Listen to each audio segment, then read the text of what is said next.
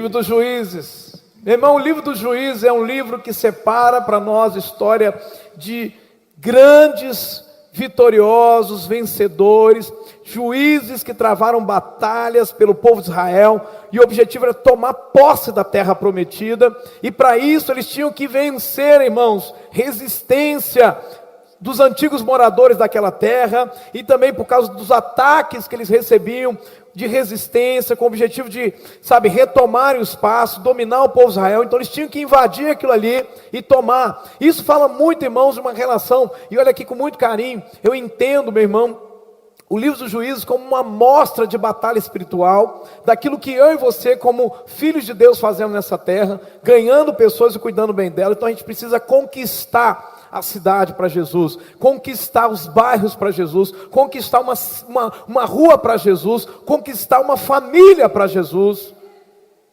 E para conquistar, meu irmão, a gente precisa lutar, precisa batalhar, precisa vencer. Nós podemos olhar para os juízes e falar, eles são os grandes heróis do povo de Israel. E hoje os grandes heróis da Igreja Batista, a Palavra e Poder, são os líderes de células, são os discipuladores, são os supervisores, são os membros da célula que oram, que intercedem, são aqueles que estão lá batalhando, frequentando, enfim, são vocês.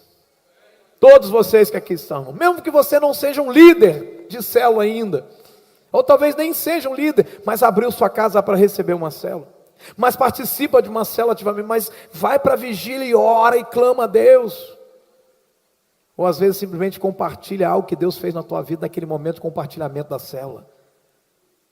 E aí, meu irmão, a Bíblia fala aqui em Juízes que são 13 juízes, mas 3 merecem destaque, ou seja, tem mais um número maior de páginas: Sansão, Gideão e Jefté. E nessa noite eu quero falar, irmão, sobre Gideão. Sabe que o nome de Gideão é tão forte, que já existem Gideões internacionais há muito tempo, são aqueles que entregam Bíblia. Eu, por exemplo, li com mais ou menos 11 anos, 12 anos de idade, quando estava no ensino médio, no primeiro ano do ensino médio, não, do ensino fundamental, eu me embaralho tudo, não, é o quinto ano do ensino fundamental, seria o 6º ano do ensino fundamental, acredito eu, a 5ª série, resumindo, era a 5ª série. E eu ganhei um livreto, um Novo Testamento dos Gideões. Quem já recebeu um desse aí? Levanta a mão. Aquele livrinho já mexeu com a minha vida, que era só o Novo Testamento, tinha Salmos e Provérbios. E eu vi lá que eu tinha tomado uma decisão por Jesus, irmão. Por Jesus, já naquele livrinho lá. Eu escrevi no papel. Lembra que na última página tem um lugar para você escrever? Eu escrevi lá. Aí eu fui ver, 1989, 88, se não me falha a memória. Gideões internacionais. Né? E quem não conhece a história de Gideão com seus 300 valentes? Eu quero falar então um pouquinho sobre o segredo da vitória na vida de Gideão. Quero chamar você a abrir sua Bíblia em Juízes, capítulo número 6. Nós vamos ler do versículo 1 ao 6, meu irmão. Juízes, capítulo 6, do 1 ao 6. Nós estamos aqui no Tadel da Alegria. E eu quero ver o teu sorriso, a tua alegria, a tua vibração. Talvez diga assim, mas eu vim para um culto, e eu pensei que irmão, deixa eu só te falar uma coisa. O trabalho de célula é um trabalho árduo. Só você e eu sabemos quão é desafiador cuidar de gente. É ou não é verdade, irmão? A gente sofre quando alguém fica triste na célula, quando alguém se afasta, a gente fica triste, a gente chora quando vê alguém passando uma dificuldade, porque a gente tem um coração cheio de amor, porque é o ano do amor. Então, hoje é o dia da gente se alegrar, de receber aquela palavra que diz assim, vai firme meu filho, vai para cima, arrebenta porque o Senhor é contigo. E aí diz a palavra de Deus assim, Juízes, no capítulo 6, verso de 1 a 6. Diz assim, de novo, os israelitas fizeram o que o Senhor reprova, e durante 7 anos, ele os entregou nas mãos dos midianitas. Os midianitas, eles dominaram Israel, por isso, os israelitas fizeram para si esconderijos nas montanhas, nas cavernas e nas fortalezas. Veja, eles estavam fugindo do inimigo. Quantas pessoas em Boa Esperança estão vivendo isso aqui, irmão? Sendo oprimidas, sendo perseguidas, e aí encontrando refúgio na droga, entrando na caverna do álcool, entrando, na montanha do vício, do adultério, do pecado. Quanta gente está sendo oprimida por Satanás. E é nesse tempo, gente, que Deus está levantando Gideão. Você é um Gideão de Deus. Você, irmão, agir diante do Senhor. Para quê? Para tirar essas pessoas das mãos midianitas. Escute só. Diz a Bíblia então que sempre que os israelitas faziam as suas plantações, escuta aqui, ó. Os midianitas, os amalequitas e outros povos da região a leste deles as invadiam. Então imagina isso, o povo está plantando e esperando assim, eu vou colher, eu vou ser abençoado, vou dar comida para minha família, vai dar tudo certo. De repente o inimigo ia lá e pá, tomava tudo. E olha o que diz o texto.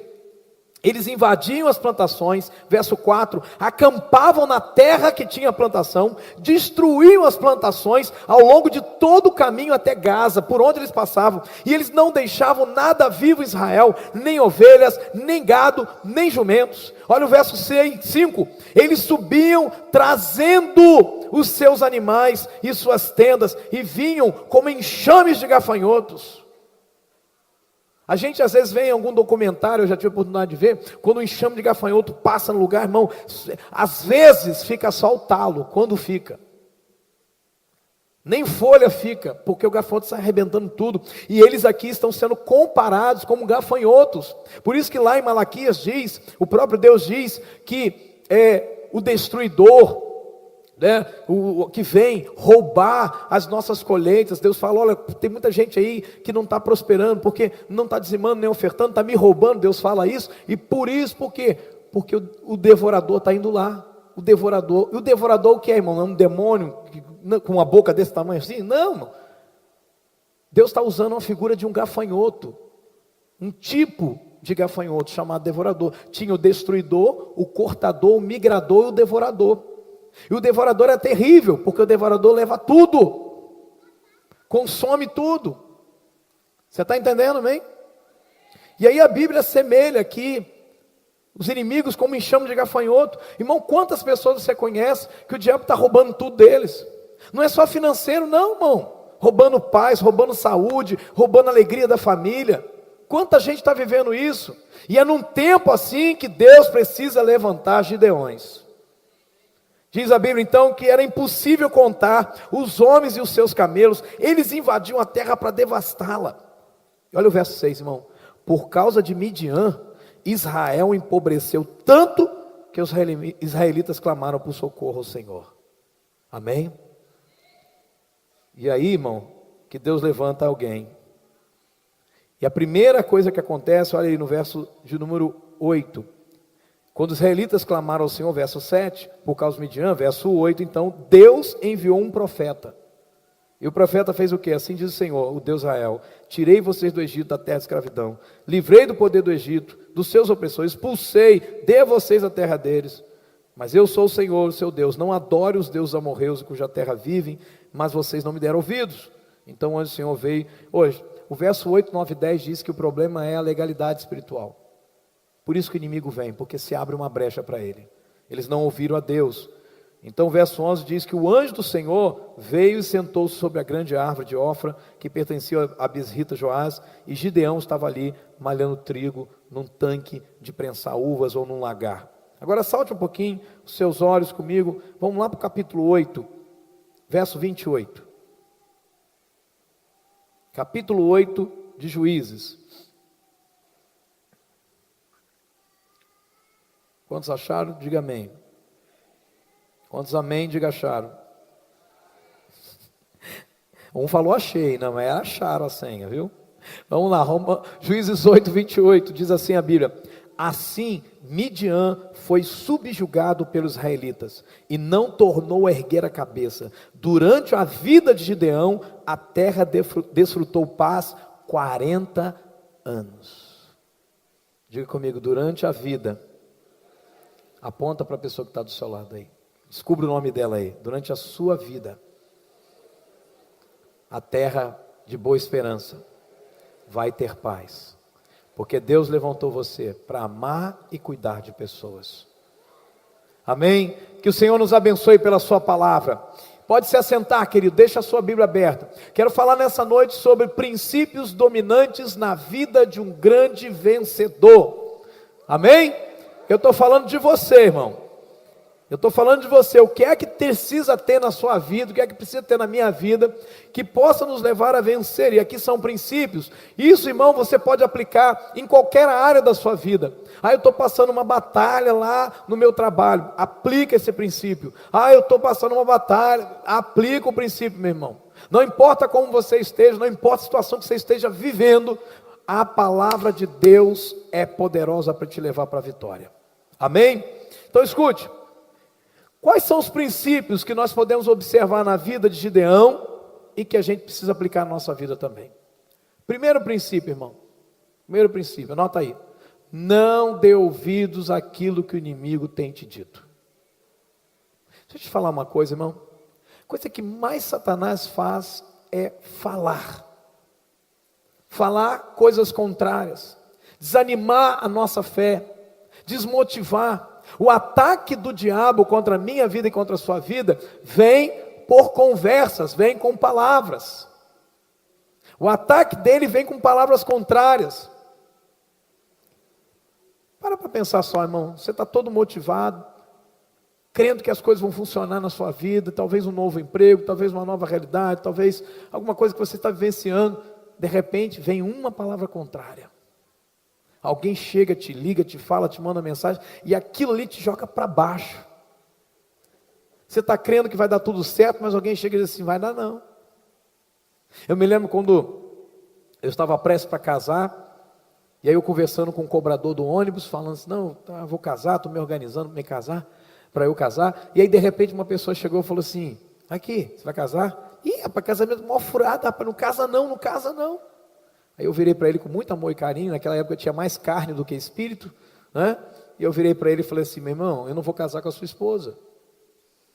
Ou seja, o problema seu é seu, mas naquela época, irmão, hoje eu não faço mais isso, viu? Então escuta, no verso 11 e 12, olha aí para a sua Bíblia agora no capítulo 6, a gente vai voltar lá para o capítulo 6, que a gente vai ver esse texto aqui, né? Ponta a ponta. Diz assim, olha, que o anjo do Senhor veio, sentou-se debaixo da árvore, e ele observou o que Gideão estava fazendo. O que Gideão estava fazendo? Diga comigo, Gideão estava malhando trigo no lagar.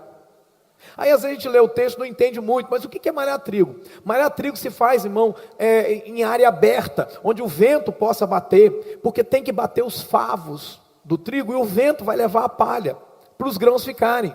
Agora, olha a estratégia de Gideão. Ele ia para um grande tanque de prensar uvas, uma espécie ali de pedra, feito de pedra, aquele cercado, e ele ficava ali sem a corrente do vento, mas ele estava trabalhando para poder trazer comida para a sua família. Por quê? Porque a mensagem, irmão, que o inimigo estava mandando, era a seguinte mensagem: vocês podem plantar o que vocês quiserem, eu vou destruir tudo. Você pode tentar o que você quiser, não vai dar certo. É isso que o diabo estava falando para o povo de Israel. Não vai funcionar. Tudo que vocês tentarem fazer não vai dar certo. Eu vou destruir tudo de vocês. Isso é tão sério que tem gente nos dias de hoje que faz o quê? Não, eu não vou nem falar o que eu estou sonhando, o que eu estou pensando, porque se eu falar o diabo vai escutar, ele vai destruir tudo. Ai meu Deus. Fala para o teu vizinho assim, a Bíblia diz que maior. Fala assim, que maior é aquele que está em você do que aquele que está no mundo. Amém ou não amém?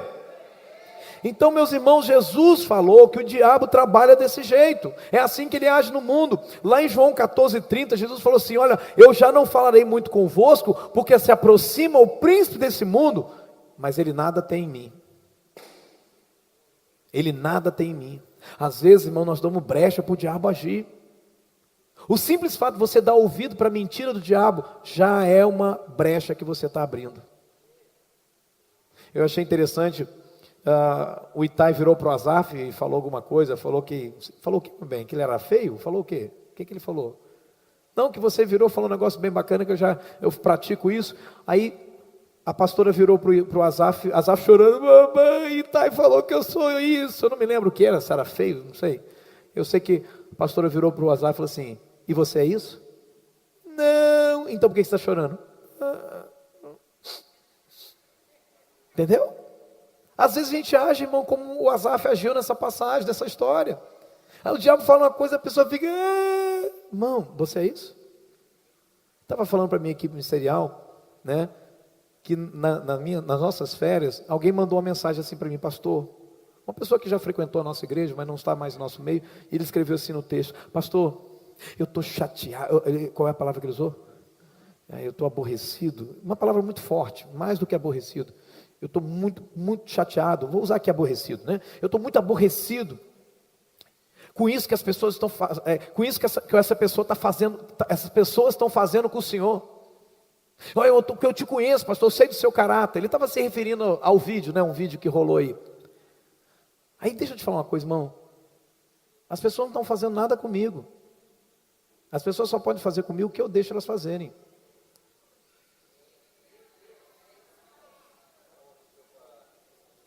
Elas vão fazer o que comigo? Aqui dentro está tudo bem, irmão. Aqui dentro está tudo bem, irmão. Você está entendendo, irmão? Então não tem por que a gente se preocupar, irmão. É uma frase que eu já usei aqui. Ninguém pode, vamos dizer juntos, ninguém pode me diminuir sem o meu consentimento. Agora pensa nessa frase. Quando alguém fala alguma coisa para diminuir você, só vai te diminuir se você consentir com isso. Você está aí?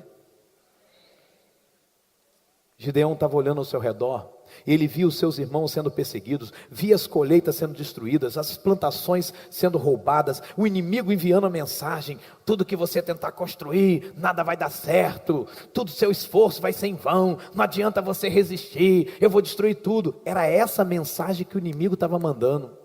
Talvez eu esteja aqui pregando, e eu estou pregando para uma pessoa aqui dentro hoje, que o inimigo está falando tanta coisa, que essa pessoa está acreditando naquilo que o inimigo está falando.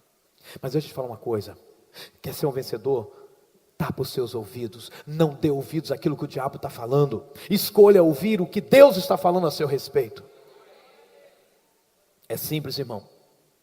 Eu escolhi acreditar em tudo que Deus fala a meu respeito. Isso basta. O apóstolo Paulo, escrevendo aos Coríntios, diz o seguinte: olha, se eu estivesse procurando a aprovação dos homens, eu seria o mais baixo dos homens. Não são os homens que vão aprovar o pastor Rodrigo, é Deus quem aprova o pastor Rodrigo. Não são os homens que vão aprovar a sua liderança, irmão, é Deus quem aprova a sua liderança. Você está entendendo isso, irmão? Não são os homens que vão aprovar a sua salvação, é Deus quem aprova a sua salvação. Escute. Não é isso que Satanás está sempre dizendo? Ele quer ver a gente derrotado. Ele diz assim: olha, com aquele dedão feio dele, né, com aquela unha encravada que ele tem, tá cheio de bicho ainda por cima. Ele diz assim: você não vai vencer esse pecado. Você não é um bom discipulador, porque o seu discípulo desviou. Ei, irmão, peraí. Não tem nada a ver isso. A decisão foi do seu discípulo, não foi sua. Você está aqui? Amém? Aí ele fica lá, o diabo diz: você nunca vai ser nada na sua vida. Deixa eu te falar uma coisa: quando o diabo falar isso para você, lembra para ele: aqui, quem nasceu para comer pó foi você. Amém ou não amém? Quem vai viver o resto da vida comendo pó é o diabo, irmão, rastejando. Você não, porque você é filho de Deus. Aleluia. Então diga para o teu vizinho: não dê ouvidos aquilo que o inimigo tem te dito. Ouça o que Jesus diz para você. Fala para ele: ouça o que Jesus diz para você. Ele diz assim: no mundo vocês vão sofrer. Fala, Jesus falou isso: no mundo vocês vão sofrer. Mas olha o que Jesus diz: mas tenham coragem, eu venci o mundo. Em outras palavras, Jesus falou, sabe o que, irmão? No popular, é porque eu não podia escrever isso naquela época, mas Jesus está falando assim, no popular: cola em mim que é sucesso. Pode vir que é o seu caminho. Você está entendendo isso? Amém ou amém? Coragem, meu irmão. A mim e a você, ele só falou o seguinte: coragem. Coragem para quê? Para crer nele. Para crer nele. Quantas vezes, irmão, o diabo fica falando as bobagens dele. Olha, talvez você foi fazer um teste, uma entrevista, perdeu uma vez, perdeu duas, e o diabo falou assim: não adianta você tentar, você nunca vai passar. Mas Jesus venceu. Cola nele que você também vence. Você está aqui, amém ou não amém?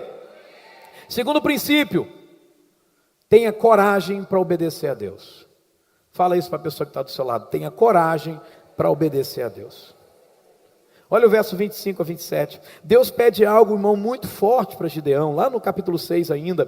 Caminha comigo aí, vamos lá. Capítulo 6, verso 25 até o 27. A Bíblia diz assim, olha. Naquela mesma noite o Senhor apareceu para Gideão e disse: separe o segundo novilho do rebanho do seu pai, aquele de 7 anos de idade, despedace o altar de Baal que pertence ao seu pai, corte o poste sagrado de Azerá que está do lado do altar, depois faça um altar para o Senhor seu Deus no topo dessa elevação, ofereça o segundo novilho em holocausto com a madeira do poste sagrado que você irá cortar. Assim Gideão chamou 10 dos seus servos, fez aquilo que o Senhor ordenara, mas com medo da sua família, dos homens da cidade, fez tudo de noite e não durante o dia. Mas ele teve coragem para obedecer o que Deus falou. Qual é o texto aqui, irmão? O que Deus está falando aqui? Deus virou para Gideão e falou o seguinte: Gideão, você vai lá no teu pai, vai pegar o altar que o teu pai consagrou lá para Baal, que é um Deus inútil, você vai destruir aquele altar, você vai pegar os postes sagrados, postes para Azerá, que era uma deusa reconhecida lá, destrói isso aí, faz isso de lenha, e pega o novilho do teu pai, aquele de 7 anos de idade, e oferece para mim, como um sacrifício de adoração. O que isso tudo ensina para nós? O desafio era mostrar quem é o Deus verdadeiro. Quem é o Deus verdadeiro? Imagina, irmão, o que Gideão tem que fazer? Ir contra a própria família dele. Mas você sabe que é assim? Quando você se converte, o lugar que você é mais desafiado a obedecer é dentro de casa. O lugar que você é mais desafiado a mostrar quem é seu Deus de verdade é dentro de casa. Não é fora não, é dentro de casa. Escute, obedecer a Deus, irmão, é o maior desafio que a gente tem. Se a gente quer vencer, a gente precisa ter coragem para obedecer a Deus. Diga comigo, fé é coragem para obedecer a Deus. Não é isso? Olha só o que está na Bíblia, irmão, Hebreus capítulo 11, verso 24 a 25. Pela fé, Moisés, quando era um homem já feito, olha, pela fé, ele recusou ser chamado filho da filha de Faraó, preferindo ser maltratado junto com o povo de Deus a usufruir prazeres transitórios do pecado. Olha o que a Bíblia está dizendo que Moisés fez pela fé. Ele poderia ter ficado lá no Egito, ele poderia ter ficado lá com Faraó, né, sendo reconhecido como filho da filha de Faraó, então nesse caso neto de Faraó, poderia ter ficado lá, vivendo os prazeres do pecado, mas ele abriu mão de tudo isso, para obedecer à voz de Deus. O que isso tem para nos dizer, irmãos? Que às vezes a gente pensa, irmão, que fé é só para um milagre acontecer. Não, eu preciso ter fé para ver o milagre. Não, irmão, você precisa ter fé para andar em santidade. Você precisa ter fé para viver uma vida santa. Você precisa ter fé para abandonar o pecado. Você precisa ter fé, irmão, para andar limpo. Mãos limpas, coração puro. Você precisa ter fé. E o que é fé? Fé é coragem para obedecer a Deus. Você é um jovem, sendo convidado para esse mundo de pecado. E o simples fato de você dizer não para esse mundo de pecado e sim para Jesus, isso já diz que você tem fé em Jesus. Quer dizer, a gente fica dizendo assim, eu não tenho fé, eu não tenho fé. Você que vive aí um namoro santo, meu irmão. Você que vive um namoro santo, isso é sinal que você tem fé em Jesus. Porque você tem coragem para obedecer à voz de Deus. E dizer não para a tua carne. Irmãos, eu vejo assim em Moisés que ele creu que valia a pena obedecer a Deus, correr o risco de morrer por essa obediência. Talvez você não corra risco de morrer porque você está obedecendo a Deus, mas você está correndo o risco de ser zombado no seu trabalho, de ser caçoado na sua escola, né? Mas mesmo assim, vale a pena obedecer a Deus, amém? Gideão, irmão, ele precisou enfrentar o pecado dentro da família dele para obedecer a Deus. Talvez você está sendo desafiado a enfrentar o pecado dentro da sua própria casa. As coisas que são feitas lá e que você diz, não, eu não faço isso. Talvez você está sendo desafiado a enfrentar o pecado no seu trabalho. É um patrão que diz para você mentir, para dizer que ele não está lá. Eu me lembro quantas vezes, né? O patrão dizia assim, ó, diz que eu não estou. Eu falei assim, eu não vou dizer isso não. Eu falei, rapaz, você não está entendendo, não, eu estou mandando você dizer que eu não estou. Eu falei, rapaz, mas eu não vou dizer que você não está. Passa aqui na minha sala para a gente conversar. Eu ia lá. Ele falou, por que está vendo? Eu falei, eu não vou mentir. Mas por causa de que você não vai mentir? Porque eu não vou mentir. Por que eu vou mentir? Por que eu vou mentir? E aí passava mais um tempo, ele virava, diz que eu não estou. Eu falei assim, olha, você sabe que eu não vou dizer isso não. Então você resolve aí. Aí a pessoa, ele desligava, eu ficava com a pessoa na linha e explicava para a pessoa, olha, nesse momento ele não está aqui para falar com você. Ele não está pronto para falar com você. Liga num outro momento que não é o momento. Tá bom, obrigado. E aquilo se resolvia. Sabe qual foi o resultado disso, irmão? Em poucos meses ele me deu a chave da empresa. Em poucos meses ele me levou para um cargo de gerência. Em poucos meses eu era o maior salário da empresa. Por quê? Porque a gente é testado. O que deve ter passado na cabeça dele? Se o cara não consegue mentir para dizer que eu não estou aqui, então ele é confiável. Você está entendendo isso? Amém ou não amém? Escuta isso, meu irmão. Jesus, quando obedeceu a Deus, ele foi acusado injustamente pelas próprias pessoas que diziam que obedeciam a Deus. Escuta isso. O seu maior perseguidor não é o diabo, mas muitas vezes pessoas que se dizem seus irmãos, mas que morrem de inveja de você.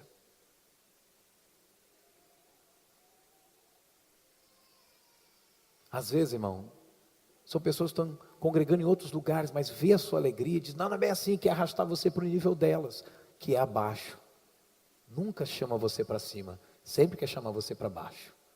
Mas você não bebe? Não precisa disso tudo não, conheço um monte de crente que bebe.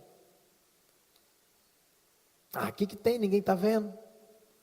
Você está entendendo isso, amém? Eu ouso dizer que meus maiores perseguidores não são pessoas que não conhecem Jesus nessa cidade. São pessoas que dizem que conhecem Jesus. Olha para Jesus, foi a mesma coisa, irmão. Quem é que perseguiu mais Jesus?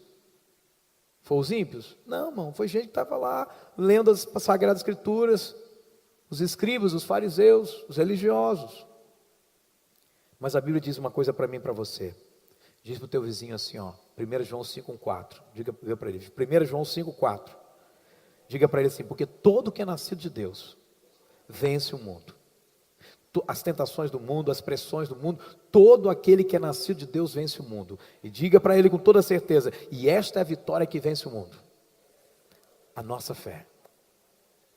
Às vezes a gente quer algo mirabolante para vencer o mundo. Não, irmão, usa a sua fé. Usa a sua fé. Terceiro princípio dominante na vida de Gideão. Esteja convicto da vontade de Deus para a sua vida. O que quer dizer isso, irmão? Verso 36. Desça seus olhos ainda no capítulo 6. Vamos lá para o verso 36. A Bíblia diz assim, Gideão disse a Deus, eu quero saber se vais libertar Israel por meu intermédio como prometeste. Presta atenção. Gideão pôs à prova o seu chamado. Ele ouviu a voz de Deus, Deus dizendo para ele assim, guerreiro valente. Que na versão revista atualizada é varão valoroso. Não é isso? Varão valoroso, guerreiro valente. Ou varão. Escuta aqui. Você imagina, o anjo chega para você e diz assim, olha, você é a pessoa que eu escolhi. O que Gideão fez? Ele vira para Deus e fala assim, eu quero saber se o Senhor vai libertar Israel por meu intermédio, como o Senhor falou. O verso 37, olha aí. Ele falou assim, olha aqui, Senhor, eu vou colocar uma porção de lã na eira, no lugar aberto. Se o orvalho molhar apenas a lã e todo o chão estiver seco, então eu vou saber que tu vai libertar Israel por meu intermédio, como o Senhor prometeu. E assim aconteceu. Gideão levantou-se bem cedo no dia seguinte, torceu a lã e encheu uma tigela de água do orvalho. O que ele fez? Está resolvido. Foi para frente? Não. Olha só, irmãos, o que diz o verso 39. Disse ainda Gideão a Deus, não se acenda a tua ira contra mim, deixa-me fazer só mais um pedido. Permite-me fazer mais um teste com a lã. Desta vez, faze-se ficar seca a lã e o chão coberto de orvalho. E Deus assim fez naquela noite. Somente a lã estava seca e o chão estava todo coberto de orvalho. Eu já disse para você em outra ocasião, mas eu preciso dizer para você essa noite também, porque o ensino vem pela repetição. Eu sempre entrei em crise quando lia essa passagem e a passagem de Moisés. Porque Moisés também faz a mesma coisa. Não, Deus, eu não sei falar. Deus, sou pesado de língua. Deus, isso não é para mim. Deus, quem é o Senhor? Qual é o teu nome? Deus, mas se eu falar, eu vou dizer quem é que mandou. Deus, mas cadê o milagre para comprovar? Moisés encheu, no popular, a paciência de Deus. E Deus se ira contra Moisés. A Bíblia diz, acendeu-se a ira, pois, de Deus contra Moisés. Mas Gideão, Deus não se ira com Gideão. Deus satisfaz a vontade de Gideão por 2 vezes. Aí a minha crise foi, por que Deus tratou Moisés de um jeito e tratou Gideão de outro? Aí o Senhor respondeu meu coração, porque a atitude de Moisés era uma e a atitude de Gideão era outra. Eu falei, Senhor, mas como assim? Todos os dois fizeram testes. Por que o Senhor tratou? E Deus mais uma vez trouxe essa revelação ao meu coração. Porque Moisés o tempo todo estava dizendo, eu não quero ir, eu não quero ir, eu não quero ir, eu não quero ir. E Gideão está dizendo o seguinte, eu quero ir, mas eu quero ter certeza que eu não estou sendo enganado pelas minhas emoções. Você está entendendo, irmão? Porque pensa, irmão, tempo de crise, gente passando dificuldade, Gideão é o único que estava malhando trigo no lagar, e chega alguém e diz para ele assim, olha, Deus escolheu você. Ao invés dele se envaidecer, se ensoberbecer, ele se humilhou e falou, Senhor, é verdade mesmo? Então, Senhor, eu vou fazer um teste aqui, se der certo, eu sei que foi o Senhor. Aí ele faz, Senhor, não fica triste comigo não, porque ainda assim eu não consigo confiar nas minhas emoções, pode ser que eu esteja enganado de novo. Senhor, vamos lá mais uma vez? É por isso que você precisa orar muito antes de começar um namoro, porque as suas emoções te enganam. Você está entendendo? É por isso, meu irmão, que você precisa orar antes, muito antes de aceitar um emprego, porque as suas emoções podem enganar você. É por isso que você precisa orar muito, meu irmão, antes de tomar uma decisão séria na sua vida, porque é possível que você esteja sendo enganado pelas suas emoções. Deus nunca vai se irar contra alguém que de fato quer estar convicto daquilo que ele está falando. Você está entendendo? Quando o homem chegou até perto de Jesus, ele falou assim para Jesus, Jesus, me ajude a crer, porque o filho dele estava doente, e ele estava em dúvida se Jesus poderia curar o filho dele. Jesus, me ajuda a crer. O que é que Jesus falou? Desprezou aquele homem? Não, Jesus falou assim, olha, você vai ver a glória de Deus, crê somente. Quando os discípulos chegaram até Jesus, falaram, Senhor Jesus, ajuda a nossa pequena fé. O que Jesus fez? Jesus investiu neles para eles crescerem na fé. Deixa eu te falar uma coisa, irmão, não tenha vergonha se você julga que a tua fé é pequena, diga para Deus, Deus me dá mais fé, me ajuda a crer, Senhor, eu quero estar convicto. Gideão, irmão, ele queria ter certeza absoluta que ele não estava sendo enganado pelas suas emoções. Deus colocou uma mensagem no meu coração que eu vou pregar para você, breve, chamado Alma Cansada. Se prepare, irmão, foi uma revelação que Deus me deu nessas férias tão poderosa. Aliás, Deus me deu tanta coisa nessas férias, que assim eu estou, uau, será que vai dar tempo de pregar isso tudo esse ano? Então se prepare, irmão. Olha só, irmão, Gideão põe Deus à prova, porque ele não queria ter dúvida. Ele até altera a prova, porque mais uma vez não queria ser enganado pelas suas emoções. Deixa eu te falar uma coisa, diga comigo, um homem convicto da vontade de Deus é indestrutível, é invencível. Você está convicto que Deus te colocou aonde Ele te colocou? Então nem o diabo pode te tirar de lá. As calúnias não podem te tirar de lá. As perseguições não podem te tirar de lá. As maldades dos homens não podem te tirar de lá. Você está entendendo isso, amém? Podem fazer o que for, podem jogar o que for em cima de você, mas nada vai destruir você. Quer um exemplo? Jesus estava convicto da vontade de Deus, o tempo todo. Chega um momento que os homens vão lá tentar apanhá-lo para prendê-lo, mas não conseguem. Por quê? Porque ele estava convicto da vontade de Deus. Chega um outro momento que alguns homens saem correndo e vão lá para levantar, e o texto diz isso, levantar Jesus como o rei de Israel. E Jesus diz, eu não vim para cá para isso, porque Jesus estava convicto da vontade de Deus. Sabe o que acontece com muita gente? A falta de convicção da vontade de Deus. A pessoa começa a caminhar, aí vem uma proposta desse lado, aí ela diz, não é bem isso que eu quero, acho que é isso aqui, ela vira para cá. E ela deixa o propósito de Deus de lado, porque ela não está convicta do propósito de Deus. Ela se confunde toda, ela se perde. Imagina, irmão, Jesus vem à terra e alguém chega e diz, você vai ser o rei de Israel, nós vamos te levantar rei.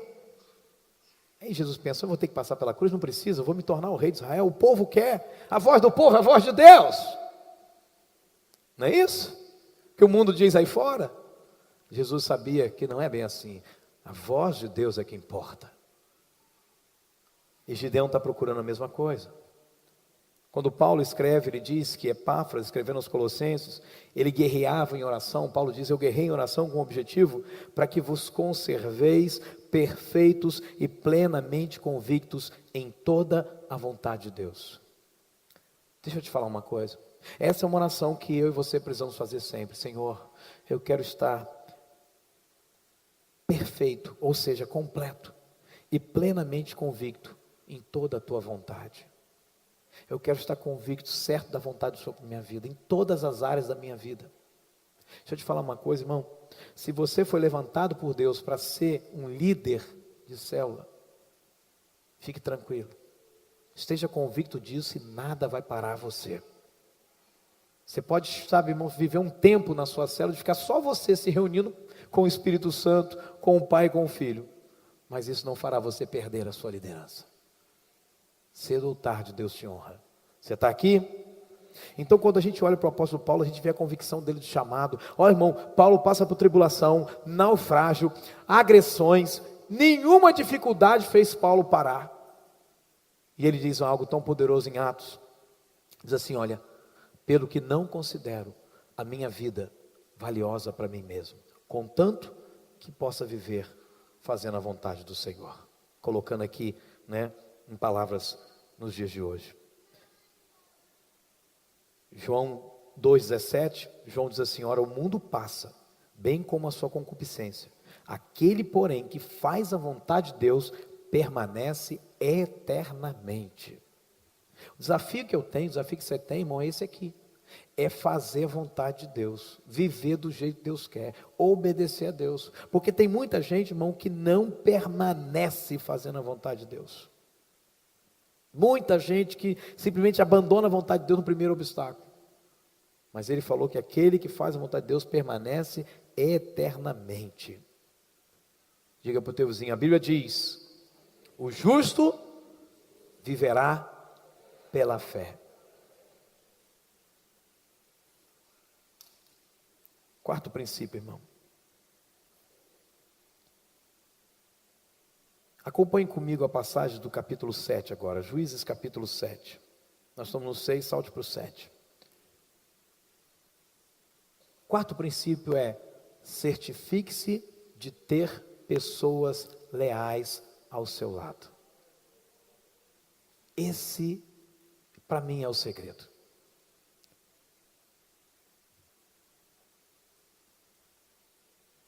O que faz muita gente se arruinar é escolher más companhias.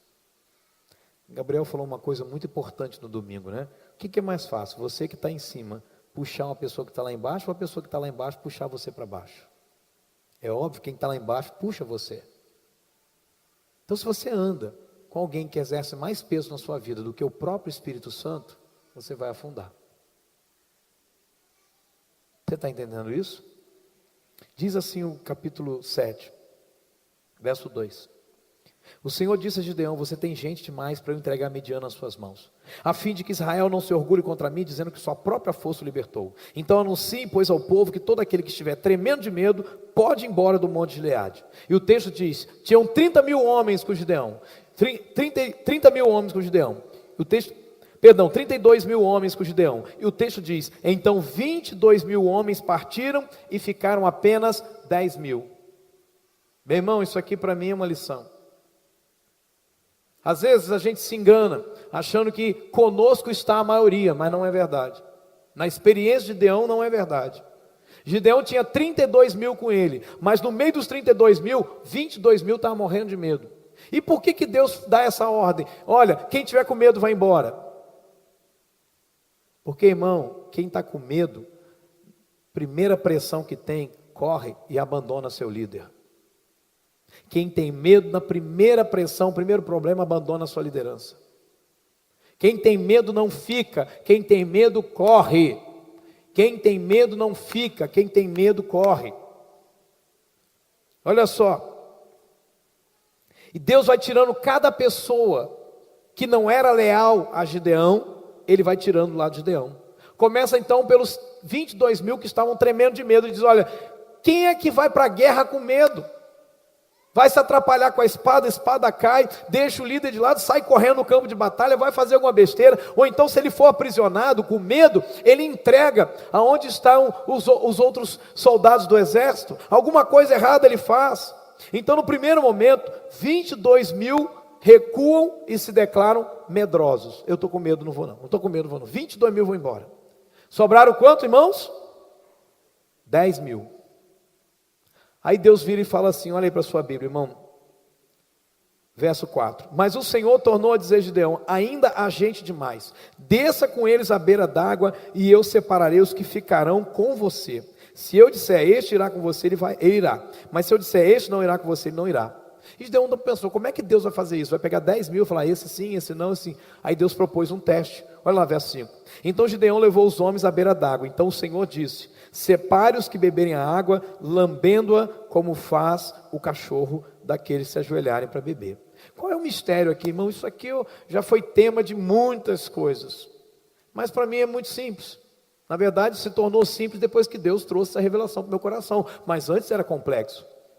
Ele diz que 10 mil vão para a beira do rio, um riacho. E desses 10 mil, Deus falou o seguinte, quem se ajoelhar para beber a água, não serve para ir com você. Mas quem beber água que nem cachorro, esse aí é que vai ficar com você. Qual é o segredo aqui, irmão? Qual é a história desse texto? 9.700, e o texto diz isso, olha aí para a sua Bíblia. O número verso 6, o número dos que lamberam a água, levando-a com as mãos à boca, foi de 300 homens. Todos os demais se ajoelharam para beber. A ideia do texto, o ensinamento do texto, é que dos 10 mil, 9.700 se ajoelharam na beira do riacho, enfiaram o rosto, para não dizer cara, dentro da água, e beberam água, alucinados. Mas 300 pegaram a água e ficaram assim, lambendo a água. Por que isso? Porque eles estavam olhando para o seu líder, pensando, se alguém atacar Gideão, a gente sai daqui e parte para cima. Mas os 9.700 se declararam, sabe o que? Egoístas. Eles pensaram só na sede deles. Você está entendendo isso? Eles pensaram apenas em matar a sede deles. Então no segundo momento, no primeiro momento, 22 mil se declaram medrosos, mas no segundo momento, 9.700 se recuam, ou melhor, recuam e se declaram egoístas. Somente quantos ficaram? 300, que beberam a água igual o cachorro. Você já viu o cachorro bebendo água? Ele bebe a água, mas ele está sempre olhando para cima. Já percebeu isso? Eu olho para a Suzy, ela está lambendo a água, ela não fica assim enterrada na água, ela lambe a água e fica. A gente está aqui conversando, ela fica só os olhinhos olhando para nós, lambendo a água. E às vezes ela erra. Agora então que está cega dos dois olhos, ela erra com facilidade. Você está entendendo isso, amém? Irmãos, o que o texto está dizendo é o seguinte, isso aqui é um princípio de lealdade. Foi isso que o Senhor sofreu. Foi isso que o Senhor sofreu. Muitos diziam estar com Ele, mas na hora da prova, salve-se quem puder. No mundo as coisas funcionam assim. Mas eu glorifico a Deus, porque a Igreja Batista Palavra e Poder é diferente, irmão. Se alguém vai bater a laje, todo mundo vai, irmão. Se alguém está passando aperto, todo mundo ajuda, irmão.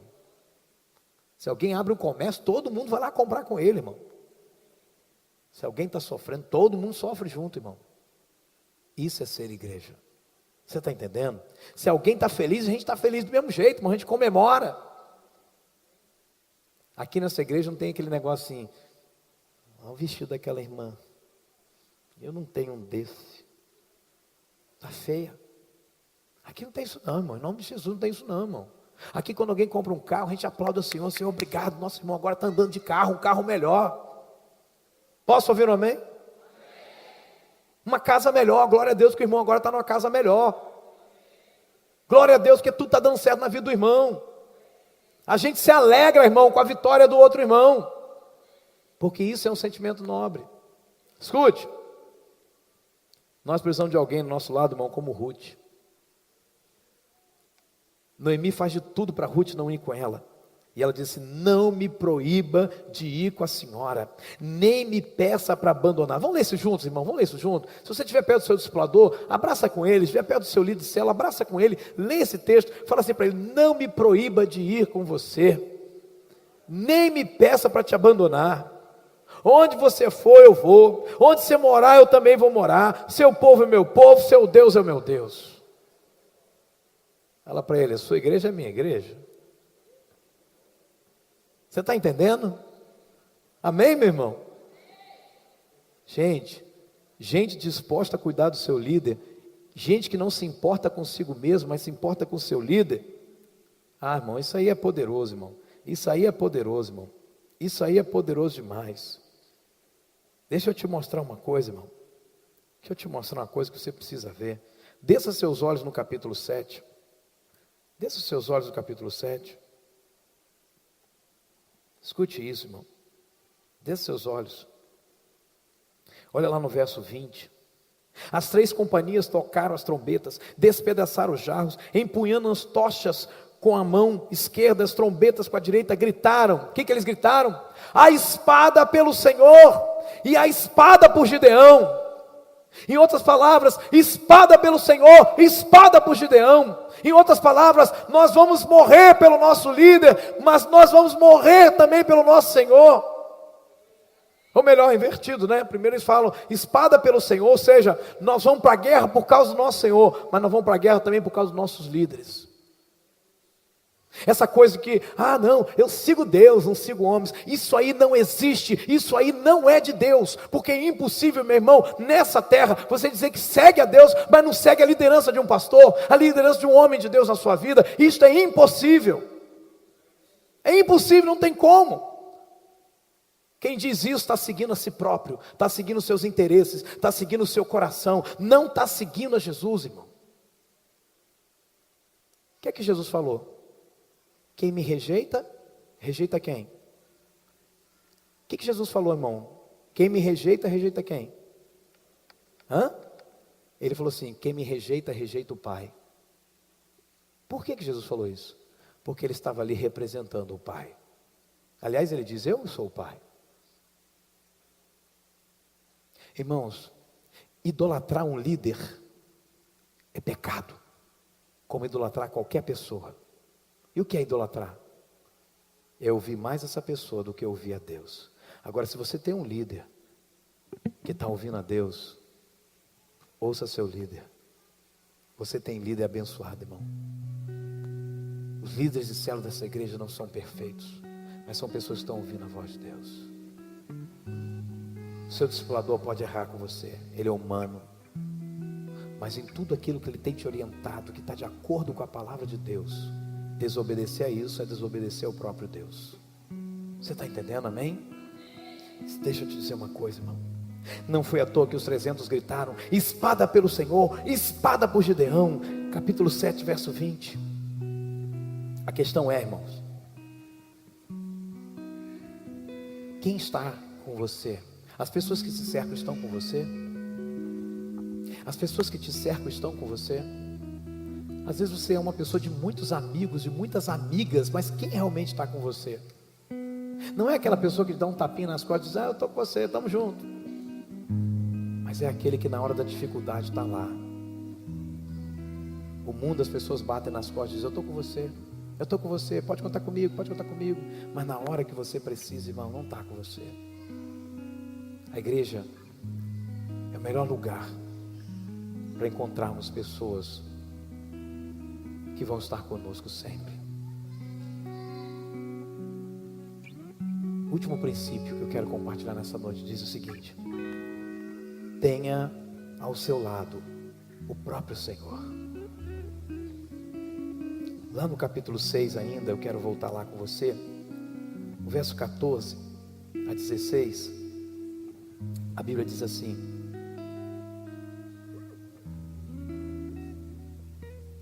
o Senhor se voltou para ele e disse: com a força que você tem, vá libertar Israel das mãos de Midian. Não sou eu quem o está enviando? E Gideão então diz: Senhor, como eu posso libertar Israel? O meu clã é o menos importante de Manassés, e eu sou o menor da minha família. O que é que Deus falou com ele? Leia o verso 16. O que é que Deus falou? Olhe para a sua Bíblia. Olhe para a sua Bíblia. O que é que Deus falou com ele? Verso 16, o que é que Deus falou com ele? O que é que Deus falou? Eu estarei com você. Diga a pessoa que está do seu lado: o Senhor está dizendo para você que Ele está com você. Ele está com você.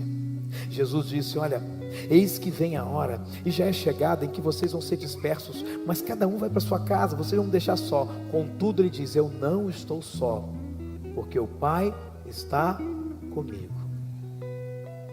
Escuta uma coisa, irmão, quem tem Jesus nunca fica sozinho. Quem tem Jesus nunca fica sozinho. Fique de pé comigo em nome de Jesus. Declare o Salmo 27, verso 1. Declare o Salmo 27, verso 1. Está aí na tela para nós. Diga comigo: o Senhor é a minha luz, o Senhor é a minha salvação. De quem eu terei medo? Diga: o Senhor é a fortaleza da minha vida. A quem temerei? Repita mais uma vez: o Senhor é a minha luz e a minha salvação. De quem terei medo? O Senhor é a fortaleza da minha vida. A quem temerei? Você pode dizer isso. Maior é aquele que está em você do que aquele que está no mundo.